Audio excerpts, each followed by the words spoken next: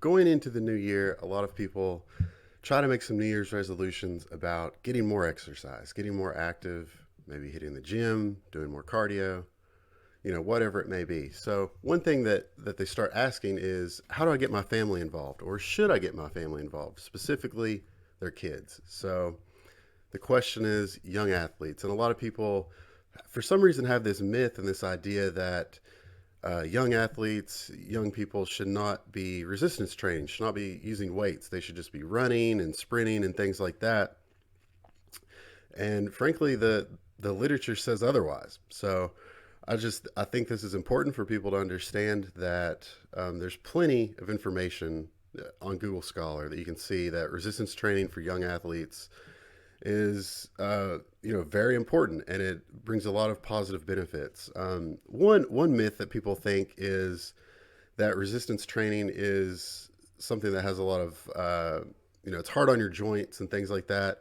And in reality, running around a concrete track or pavement track or whatever, that's going to have more negative effects on joints, especially in people that are older of age and people that are really young of age, things like that. So, you know, when you're doing resistance training, it's going to have tons of benefits. And just as this says, especially on, the modern day athlete who's more likely to specialize in one sport going forward, and it's going to help with their fitness, right? So, I encourage you to take a look at this and try to get your family involved with your New Year's resolutions. Not just the fact that it's good for young athletes, but the fact that if you have a group of people coming together for a common goal, it's a lot easier to accomplish it, especially when it comes to diet and training and things like that. So, if your kids see you being active and sticking to a diet, going to the gym, running, cardio, whatever it is, even if it's just a couple times a week, they're more likely to do it themselves. And if you are someone that wants them to succeed as an athlete, the younger the better. Like it's very obvious that makes a big difference. So these are some studies that you can check out that go over why it's a good idea, not just for their performance in sports, but the fact that it does help with bone density, strengthening of tendons, things like that. Not just the muscle, but other things that connective tissue. And if you start at an early age, it's going to help them later down the road. And one thing, if you talk to athletes or bodybuilders like me or someone that's into strength training, and you ask them what would you do differently in your athletic career, and most of the time, or at least for me, the thing I would say is I wish I'd started sooner. I wish I'd started at a younger age, and I wish I had learned how to do the big core lifts properly. So deadlifts, squats, bench press, things like that. I wish I was taught how to do that at an early age.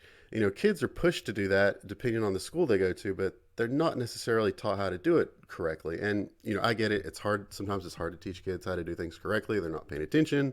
They don't really care, whatever, but they're more likely to do it if you get them involved at an early age. So I think if you're going to get your kid involved with resistance training, that's the thing you want to focus on is the three core lifts: squats, deadlifts, bench press. Maybe shoulder press you could throw in there, but you want to get them involved with those three lifts because that's going to show up later in life, and it's going to show up later in their sports as well. And as far as that's concerned, one thing I think people forget is when it comes to bodybuilding, there's two different parts of the exercise, or the eccentric and the concentric. So concentric is when you're, for a squat example, that's when you're pressing up, you're shortening the muscle, you're pressing up in the motion, right? Eccentric is on the way down. So it's sort of like doing a negative for what bodybuilders would call it, right? So when you're an athlete, it's way more important for that concentric part of the motion, pushing up. So when you're doing things like deadlifts, for example, this is just one quick tip. When you're teaching a kid how to deadlift, maybe just don't worry about showing them how to lower it, right off the bat, because that's not as important for an athlete. And this is just one example. Teach them how to explode up in the movement, drop the weight. Explode up in the movement, drop the weight. So there's plenty of exercises like that you can learn and look into. But I just wanted to show you that there's a ton of different ways to look at it, and there's a lot of different ways that it can benefit them as far as being an athlete. Now, one thing people say for whatever reason it is, if you resistance train, it could stunt your growth. Like I heard that all my life, and that's not true. But there might be a reason why people said that or maybe misconstrued that. Now, the one thing you'll hear is closing of growth plates, right? So that's when a child is growing, they're getting taller, and then their growth plates close and they stop growing taller. So the key factor in growth plates closing is estrogen. Now, if you know what estrogen is, this is going to make a lot of sense as to why girls grow faster and then their height stops, and then the boys usually sort of pass them up, right?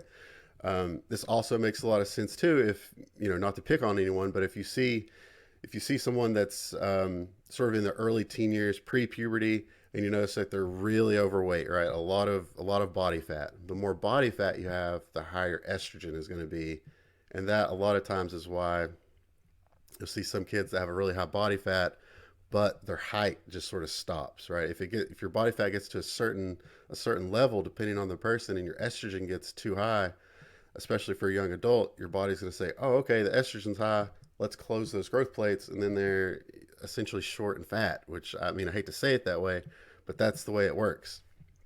So, when you're thinking of resistance training, and so, a lot of people aren't going to understand this exactly because you may not have experienced it. But if you overtrain and you're not getting proper nutrition, that's going to have an effect on your hormones, specifically estrogen and testosterone. So, a lot of times your estrogen might get pushed up, and for a male, for example, your body might try to push estrogen up to push testosterone up. So, if you this is just an example, but if you overtrain and do not get the proper nutrition, healthy fats, enough calories, things like that, for someone that's resistance training for a long period of time, what could happen is their hormones sort of come down, and then your body sort of goes into alert mode. It's like, oh no, we need to bring that testosterone back up. So let's push the estrogen up to try to bring it up, right? So for a male, what could happen is they overtrain, their hormones start to decrease. Your body sees this, tries to push estrogen up, then the growth plates close. That might be sort of a long shot for it to happen, but there are studies on that where it shows that that can happen in the right circumstances, and it's not very common, but that might be the only argument you have as to why resistance training is not a good idea for a young person. But even then, there's so many factors that have to be off for that to work, right? So, if you're resistance training for a child, the key things, the key takeaways are this: one, teach them the core lifts, squats, deadlifts, bench press. Make an effort to make sure they know how to do it properly.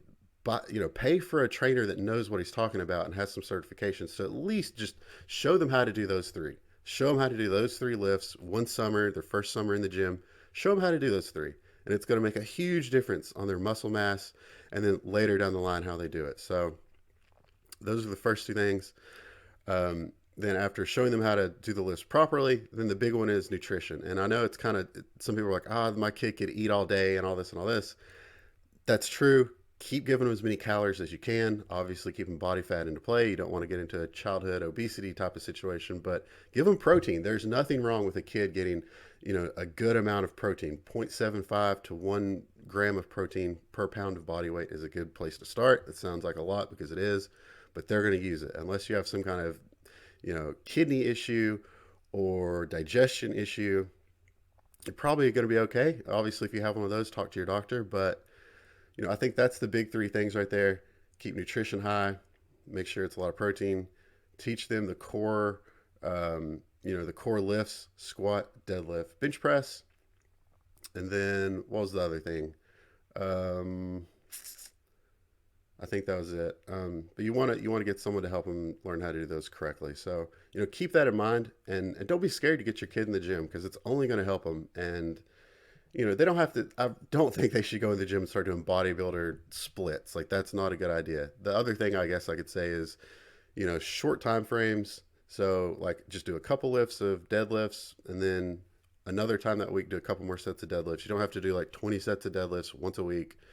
4 sets twice a week is perfect. Same thing for squats and bench press. So keep that in mind. Take a look at Google Scholar. Look at this stuff. I think it's an excellent idea to get your kids, any kind of young athlete, involved in weightlifting at an early age. Yeah, take a look at these studies because it's pretty obvious that it's a good idea. And it might even be a better idea, especially if your kid isn't like a track star and he's like, I don't know, he's like a linebacker or something like that. Yeah, you want to do your cardio, but like resistance training is going to help him a lot more than, sprints on a track and stuff like that. So take a look at it. That's just my opinion. Let me know what you think.